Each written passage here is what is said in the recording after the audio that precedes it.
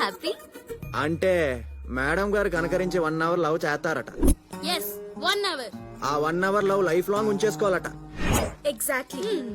కాకపోతే ఆ 1 hour programme లో small change. 1 hour room book చేస్తా, చేసి ఏసీ 18 లో ఎడతా, టీ